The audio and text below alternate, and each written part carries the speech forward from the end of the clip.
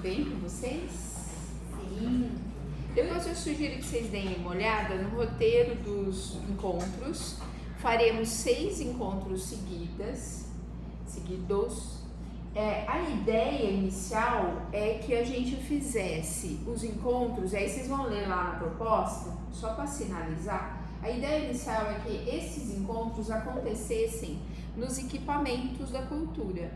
Então, uma semana ia ser no museu, depois ia ser na Pinacoteca e por aí vai. Acho que são 6 equipamentos que a cultura cuida. Só que daí, logisticamente, não ia ficar legal pra gente, né? Pra todo mundo, inclusive pra vocês. Então, nós vamos fazer o seguinte, vamos na levada, conclui, tá? As 6 semanas, os 6 temas. Aí a gente agenda um período. O que vocês acham? E a gente faz um tour. Pode ser? Sim. Aí a gente passa, faz piquenique, leva lanchinho e tal. E daí a gente tem uma manhã toda juntos visitando alguns equipamentos. Também a gente não vai, por exemplo, o Liteama não vai ter como entrar, porque tem que ter acesso. Mas alguns eu vou também ver da gente ir para num dia que tem uma exposição legal, né? E aí a gente faz a visitação dos equipamentos monitorada. Então tem que fazer um agendamento. Tudo bem assim? Tudo bem. Né?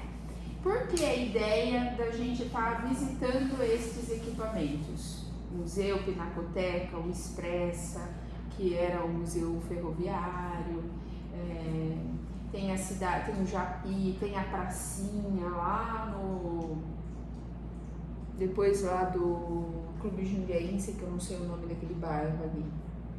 Eu acho que é legal porque nesses espaços, então na biblioteca tem exposição, tem visitação monitorada com as pessoas dizendo a importância da leitura. A gente pode falar com a diretora da Pinacoteca, porque tem um ano inteiro de eventos acontecendo. E eu acho muito legal que a gente que participa trabalha com criação, fomentar a nossa própria cultura. Porque até o ato criativo pode ficar alienado, restrito, né? Então, quanto mais ampliação quanto mais cultura a gente tem, melhor o diálogo, melhor o posicionamento no mundo. E se nós estamos numa cidade que a cultura ela é ativa, eu acho que nós temos que ser público para isso, tá? Então, parênteses na nossa conversa.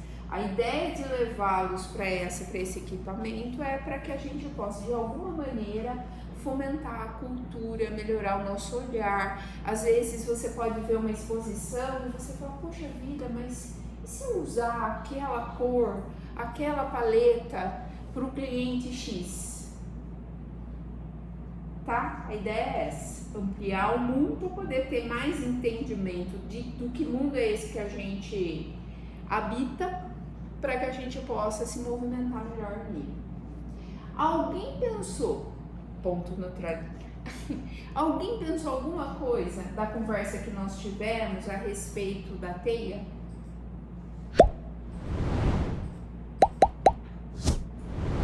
Não pensaram nada? Não ficou nada? Tá bom. Fala você, bonitinho, o que você pensou daquela conversa que nós tivemos? Eu acho que eu concluí tudo que você tinha falado naquele dia mesmo. E que sentimento ficou em você?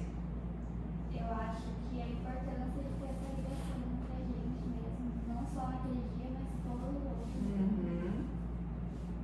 Algum pensamento você percebeu que você teve durante a semana que se conectava com o tema ou não? Sincero. Que eu me lembro, não. Tá. Mais alguém quer falar? Ju, Victor. Não pensou nada. Tá. A ideia é que a gente possa pensar, tá bom? Por quê? O trabalho do psicólogo é esse. Vem, planta a sementinha e você que regue, né? Porque eu vou estar aqui uma vez por semana. Terapia, normalmente, você faz uma vez por semana. E a ideia é essa. Planta a sementinha, pensa, fala, reverbera a conversa e você vai regando, até que isso crie em você algum tipo de reflexão, algum tipo de mudança, algum tipo de fruto, tá? Se não regar, o que acontece? Morre. Simples assim. Tá? Então, aquilo que foi conversado, que no primeiro momento pareceu muito interessante, no segundo momento fica sem fruto nenhum. Você não reverbera e não muda o seu modo de ser.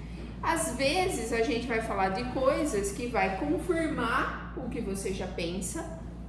Às vezes a gente vai falar de coisas que você, no seu coração, você vai falar, não tenho nada com isso, não me diz respeito, não me sintonizo com isso. E às vezes a gente vai falar de coisas que você fala, acho que nunca parei para pensar. Estas normalmente são sementes que tendem a um florescimento, tá? Quando a gente traz um tema, o resgate do olhar, o que suscita? Assim, essa frase assim, suscita o quê? O resgate do olhar.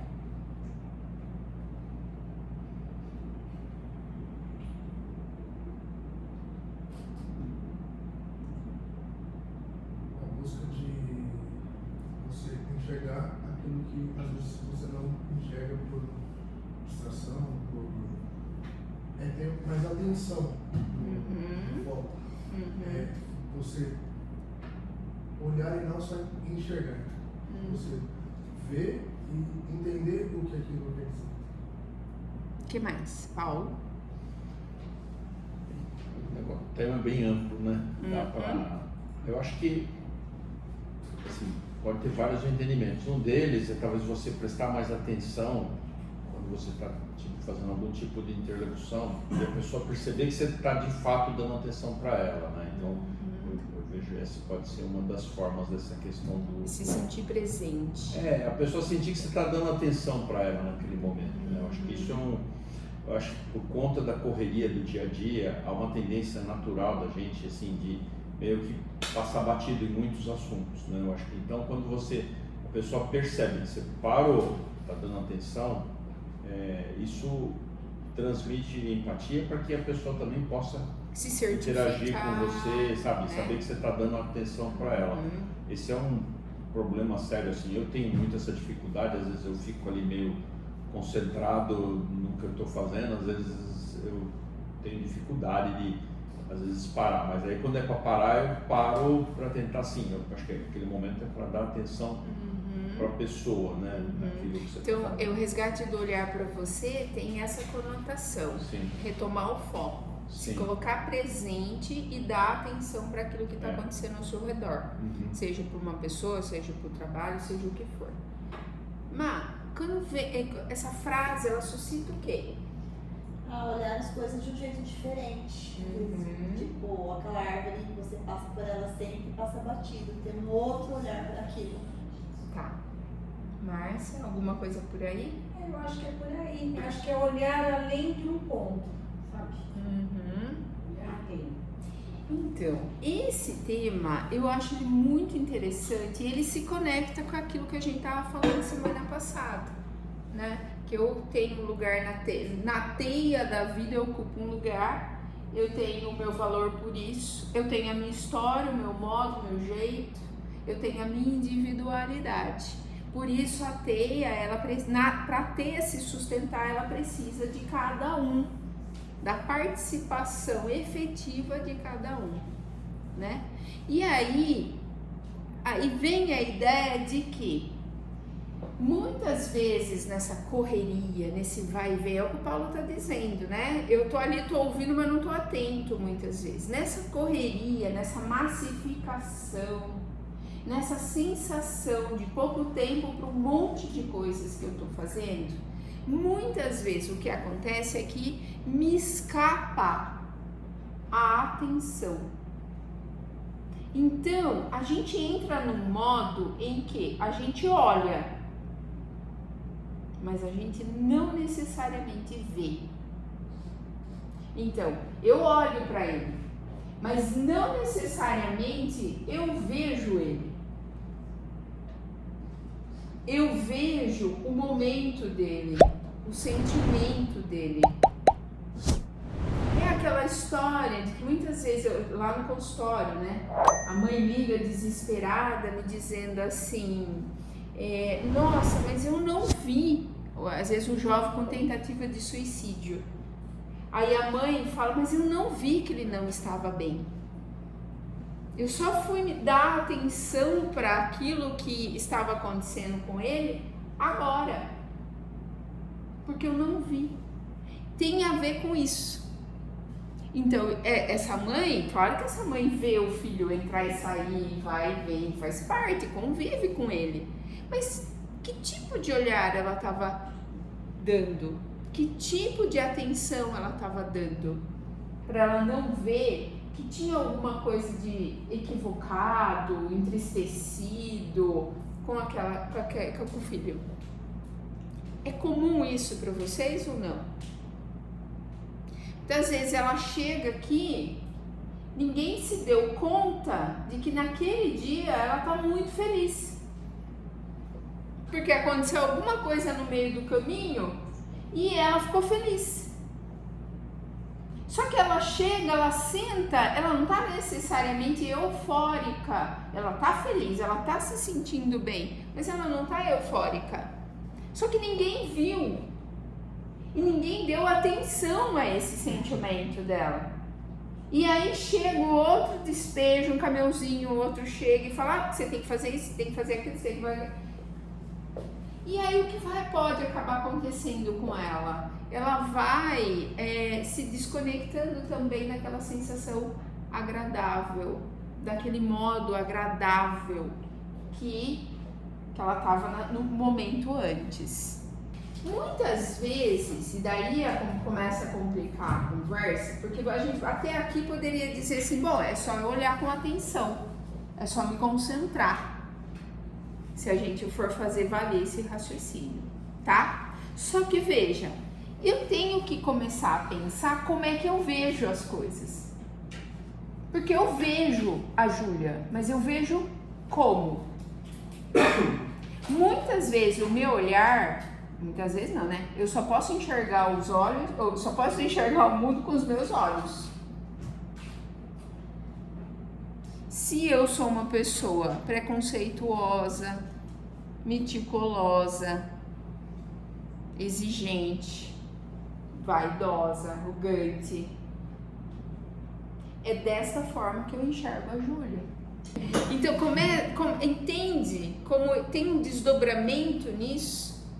No primeiro momento, puxa, eu preciso passar a olhar o que eu estou vendo, dar atenção àquilo que acontece ao meu redor. Eu preciso encontrar uma maneira de estar mais atento às pessoas, certo? E o modo dela de ser, o que está acontecendo. Todo mundo tem uma mensagem subliminar.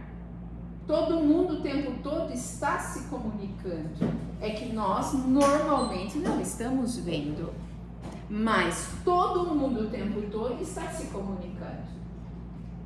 O olharzinho cansado, o jeito de sentar, o jeito de olhar, isso é comunicação. Todo tempo, todo mundo está dizendo um pouco o seu modo de ser, tá? Só que aí a gente vai para um outro lugar. Quais são os meus valores? Qual é o meu modo de ser? Por quê?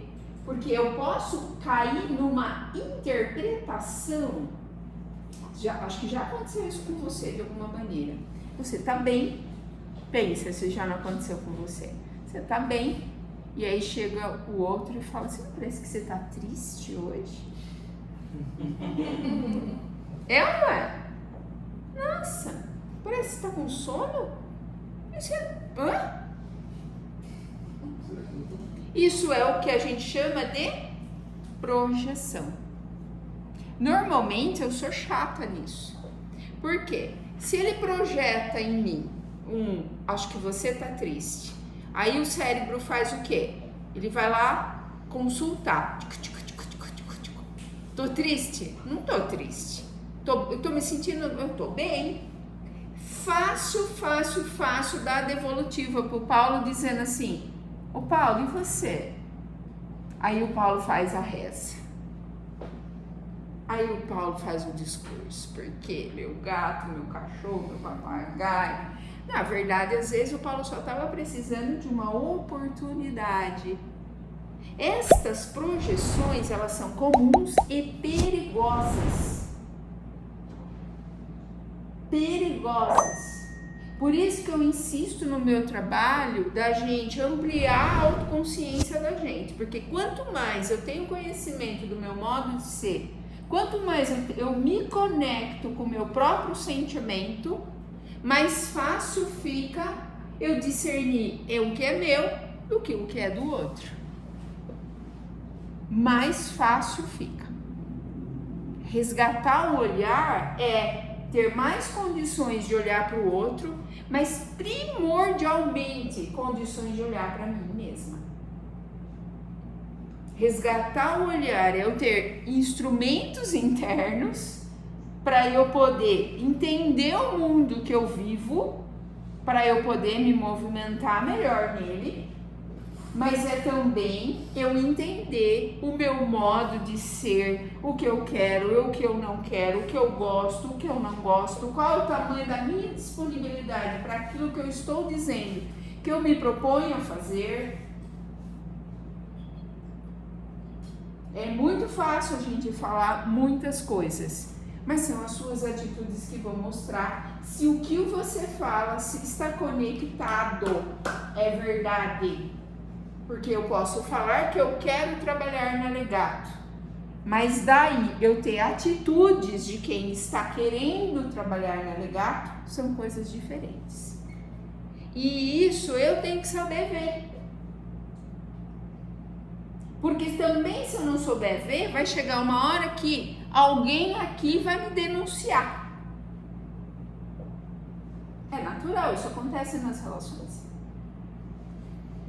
Estão entendendo como é importante a ideia do resgate do nosso próprio olhar? Isso é uma análise interna que eu mesmo preciso fazer. Na sua conversinha interna, que você, aquela conversinha que você não conta pra ninguém, como diz a Marta Medeiros, a outra versão da história que você não conta pra ninguém. Nessa versão da história que é sua com você mesmo, você precisa saber fazer uma conversa. Como é que eu tô me sentindo? Como é que eu tô fazendo? Como é que eu tô me relacionando? Como é que eu tô olhando pro outro? Como as pessoas são para mim? Algumas pessoas que eu conheço, as pessoas são terríveis. Dá até medo das pessoas sobre as quais elas convivem. Eu tenho medo. Porque eu tenho medo dos amigos dela, do pai dela, da mãe dela, do marido dela, porque são terríveis sob o ponto de vista dela. Então, a gente precisa encontrar, tá fazendo sentido, tá ficando tudo bagunçado. Eu tô falando um monte de coisa ao mesmo tempo. Faz sentido, Paulo? Tô encaixando. Né? Então veja, esse olhar, porque quando a gente fala do olhar, a gente já é, por conta do verbo, né? A gente já é logo remetido àquilo que vê. Ótimo, é isso aí. Mas vê como? Vê quem? Vejo só o outro ou vejo o outro internalizado em mim? Eu, Luciana, com os anos de terapia, eu fui aprendendo a ser um pouco desconfiada do meu olhar. Porque muitas das vezes que eu chegava lá, sentava lá e eu falava, porque o fulano, porque o ciclano, porque não sei o quê, eu saía de lá com a terapeuta dizendo que na verdade aquilo tudo era meu, antes de mais nada. Ela nunca me disse que não era verdade o que eu estava dizendo, porque ela nem podia fazer isso. Mas ela dizia assim, opa, peraí, o André pode ser tudo isso, Mas antes de mais nada, é você que está olhando para ele. Então, antes de mais nada, vamos trabalhar isso que está em você primeiro, para você poder ter condições de melhorar a sua relação com ele. O mundo será cor-de-rosa, negro, cinza, dependendo do jeito como você lida com as coisas. Então, resgatar o olhar, na verdade, enxergue-se. Será que seu olhar é preconceituoso, é desrespeitoso ou é condicionado? Porque isso existe também. A gente tende a ser muito habitual no nosso modo de se colocar nas coisas. Quer uma coisa? Assim, às vezes é mais fácil você trabalhar com um estagiário recém-chegado no mercado de trabalho do que você trabalhar com um profissional que tem lá 5 anos de mercado de trabalho. Por quê? Você pode falar assim, o profissional tem mais experiência, mas em compensação ele tem mais condicionamentos, ele tem mais vícios da rotina do trabalho. Então ele transita um pouco, ele muda de empresa, mas não muda de jeito. Ele nem percebeu que ele está numa empresa muito mais respeitosa, muito mais atenta, muito mais criativa, muito mais humana. A empresa mudou, ele não. E muitas vezes ele não cabe nessa empresa, nessa rotina, nessa dinâmica por conta disso. Só por conta dele não ter percebido que ele está num lugar diferente. Porque ele não afinou o olhar dele. E aí? Ele estava lá com uma baita chance de usar a criatividade, o engajamento, o conhecimento, de ser respeitado, de ser querido, de ser admirado. E ele se manteve num quadrado condicionado de que trabalha tudo igual, trabalha tudo isso. E eu vou me comportar então do mesmo modo. Exagerei agora? Então isso é primordial. Você se vê e vê o outro. Ponto, na outra linha. Você entender como é que você está se vendo e como é que você está vendo o outro. Um exercício. Nós vamos fazer já isso. Canetinha, caderninho, rápido, numa frase. Pode ser?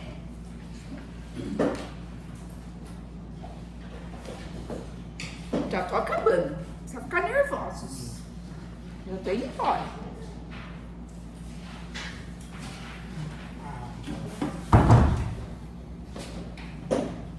Pergunta. Uma frase, tá? Uma frase é praticamente um verbo na frase. Como eu estou me sentindo no mundo hoje? Não pensa, faz. Como eu estou me sentindo no mundo hoje?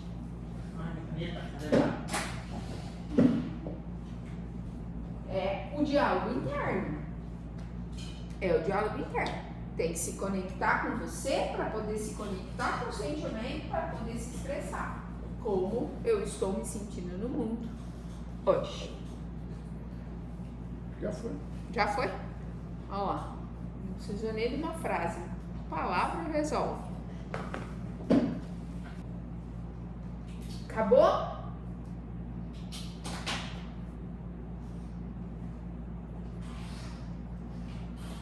Por mais simples. Acabaram? Por mais simples que pareça ser, isso que está no papel é o que você tem sido hoje.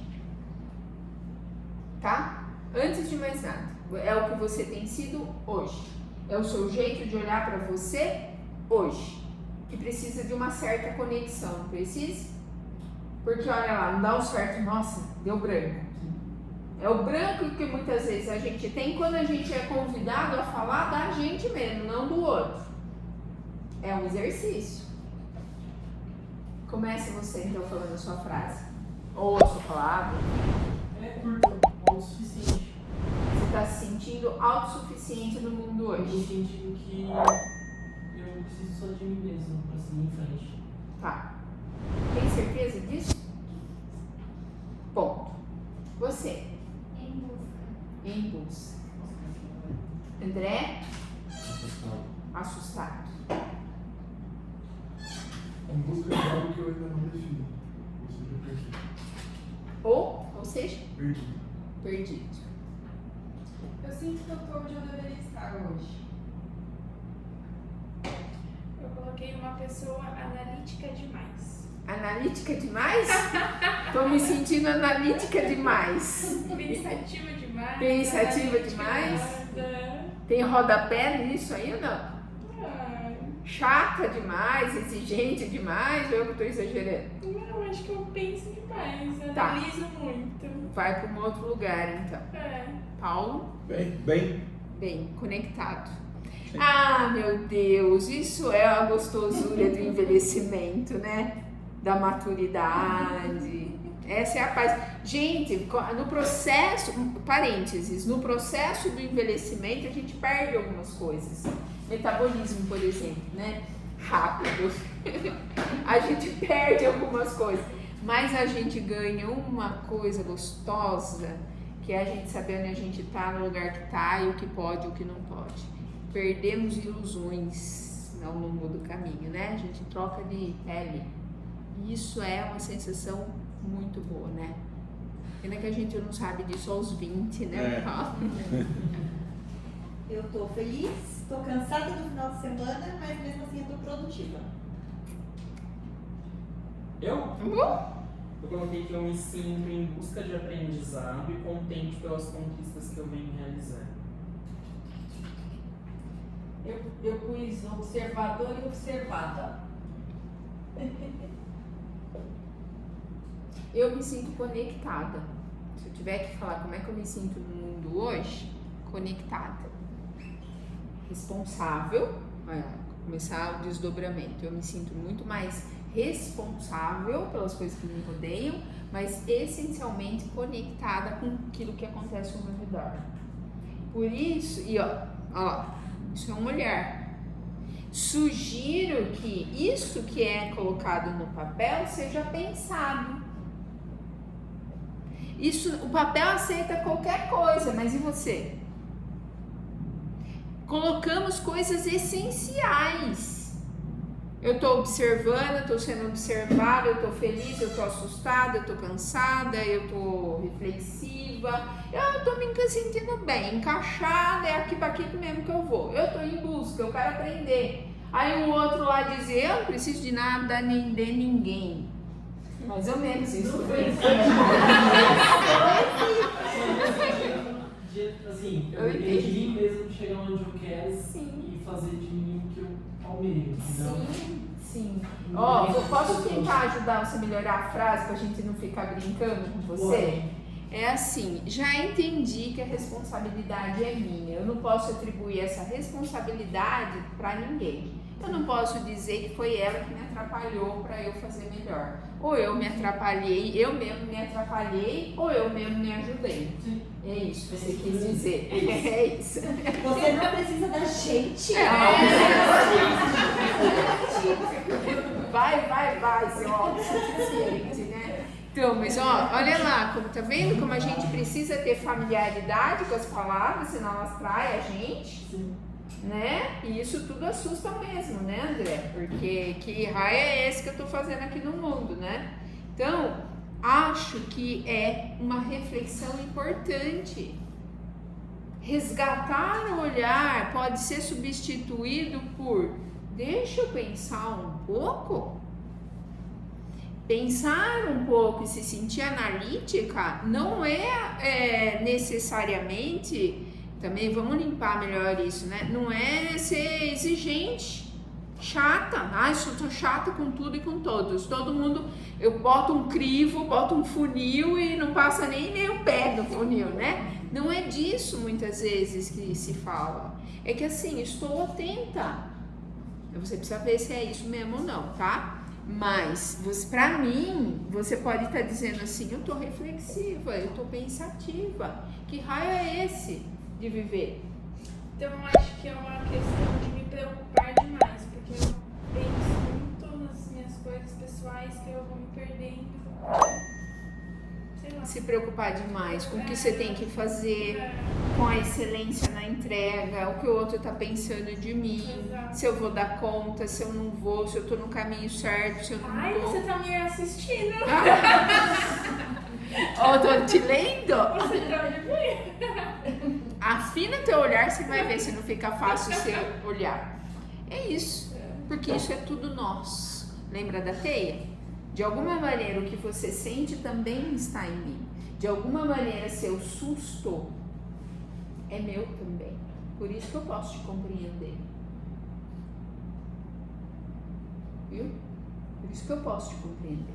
Porque de alguma maneira essa sensação de bem-estar e de harmonia também cabe em mim. É a minha potencialidade. Por isso que eu tenho horror a julgamentos, a preconceitos. Porque é como quando eu julgo o outro, é como de alguma maneira me colocar acima dele. Na teia não tem quem está na frente, quem está atrás, quem está em cima, quem está embaixo. Somos semelhantes. E dentro desta semelhança eu posso compreender algo que eu posso até não ter experimentado. Outro dia um cliente falou assim para mim, mas como você pode falar de depressão se você nunca se sentiu deprimida? Eu falei assim, enquanto depressão de fato, como você está neste momento, não mesmo. Mas enquanto potencialidade, muitas vezes. O outro, né, falando de suicídio, né, eu nunca tive esse sentimento no meu coração. Mas várias vezes eu já pensei, seria bom morrer do que ter que passar por isso. Isso é nosso. Isso é do humano. Posso não ser mãe, mas enquanto potencialidade eu sou mãe do mundo. Compreende? Em termos de potencialidade, somos todos nós. É tudo nosso.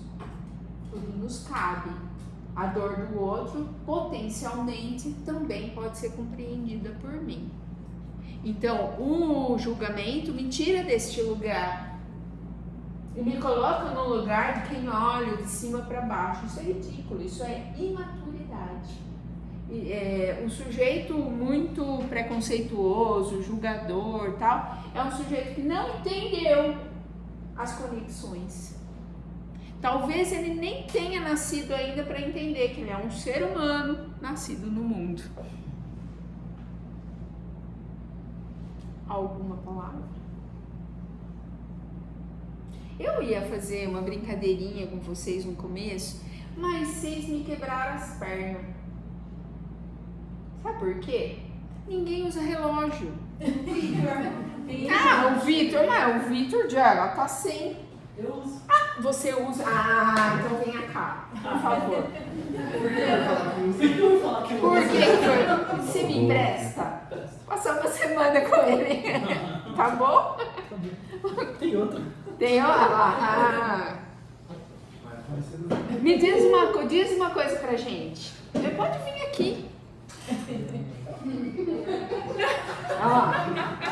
Ó, por favor, 2 passos pra cá. Ó, quanto tempo faz que você tem esse relógio? Nossa, uns 3 anos, eu acho.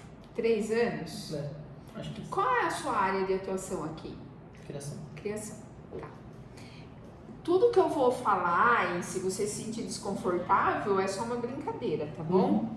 Não, a ideia não é essa. Não é essa cor. Pode ser verdade, mas é só. O intuito é a brincadeira, tá bom? Pode ser que role a brincadeira, pode ser que não role. É da criação, né, gente? Mas veja só, qual é a cor do fundo do seu relógio? Preto. Qual é a marca do seu relógio? Cássio.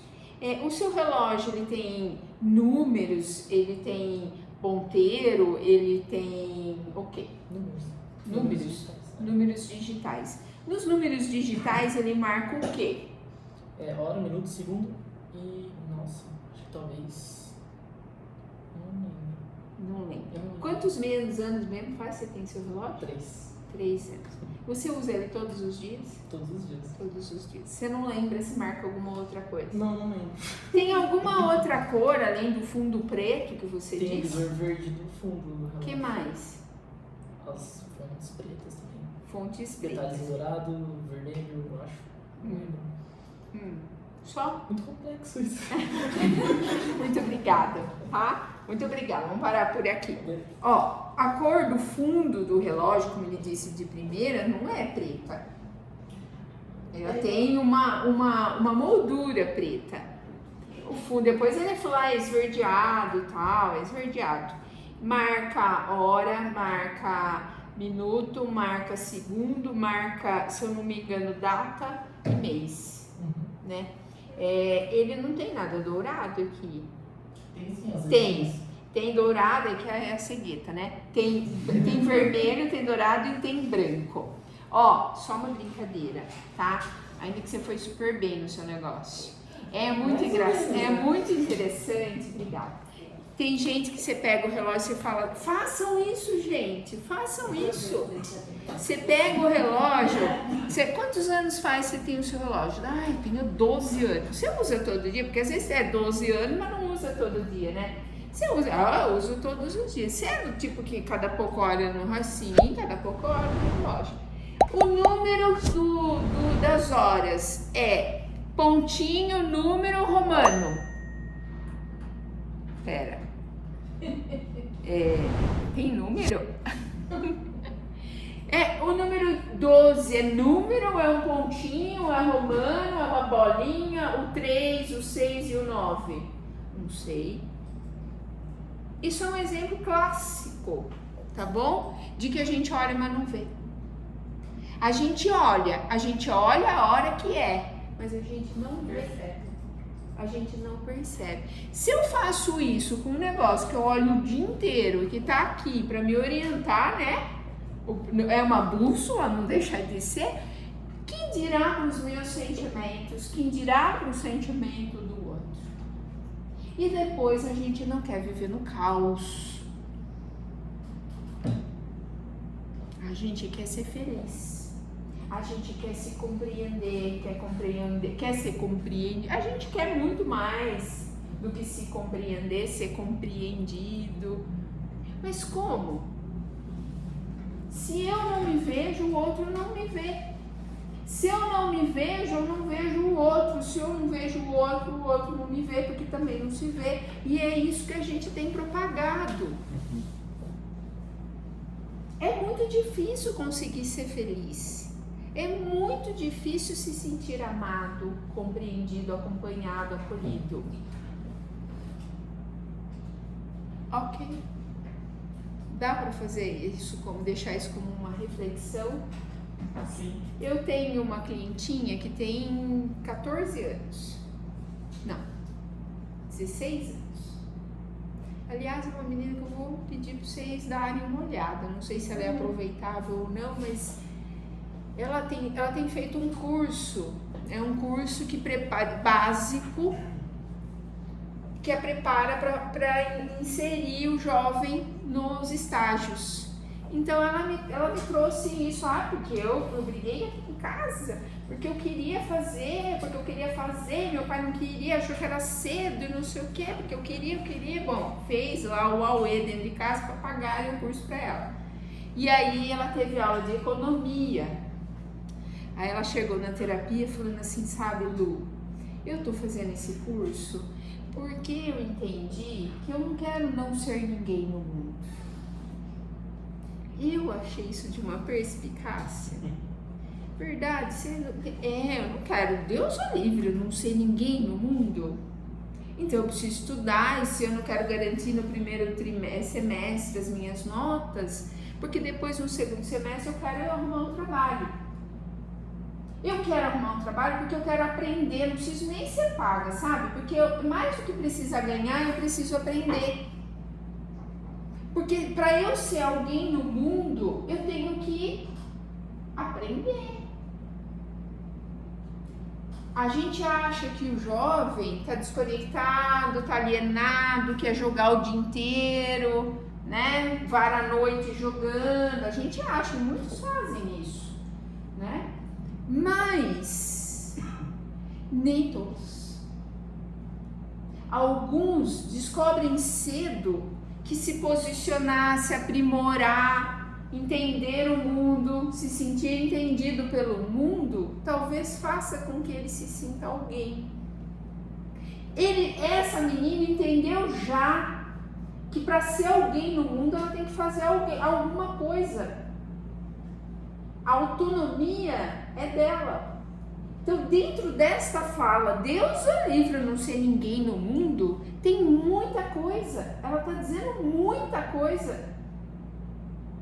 E eu acho que esse sentimento a gente tem que percorrer na vida da gente, a gente tem que plantar na vida da gente. Deus o livre a não ser ninguém no mundo. É natural ficar perdido, porque nós estamos num mundo muito diferente. Muito diferente. Eu sei que não é tão diferente para a sua idade, mas ainda assim é um mundo. Deixa eu ver se eu consigo explicar isso. É um mundo que ainda tem referências de um mundo muito antigo, valores de um mundo antigo, ultrapassado, da noite. Só que este mundo que nós estamos vivendo hoje, dia 13 de fevereiro de 2022, século 21, é um mundo que acabou de nascer um dia. Então, muitos dos valores que a gente fazia valer não está cabendo mais para hoje. Então, referenciais antigos que você traz de pai e mãe, muitas vezes não atende você para aquilo que você tem que dar conta hoje nesse mundo novo.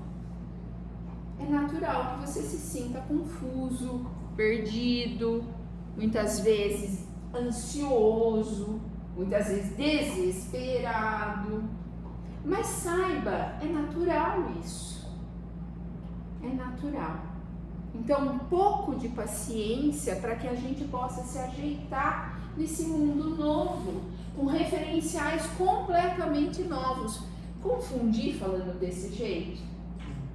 Essa menina com 16 anos, atenta à ideia de que tem que ser alguém no mundo, ela quer ser alguém no mundo, é uma menina que já está antenada para esse mundo novo e tentando buscar recursos internos para se ajeitar nele. E isso é muito interessante.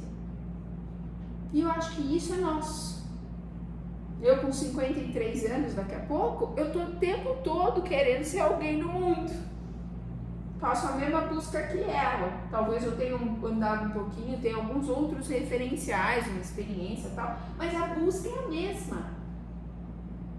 Então, gente, dentro desse viés de quem busca, de quem pensa, de quem quer, a gente tem que ter vontade. Vontade.